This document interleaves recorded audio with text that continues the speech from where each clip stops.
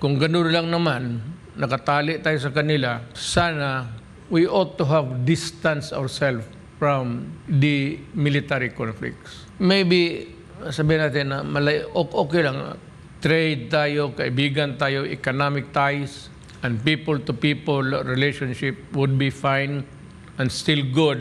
But sana hindi tayo nagpatali sa military ties natin sa kanila. What I'm saying is that yung defense ng ating country has always been dependent on America kung sakali may tagalabas.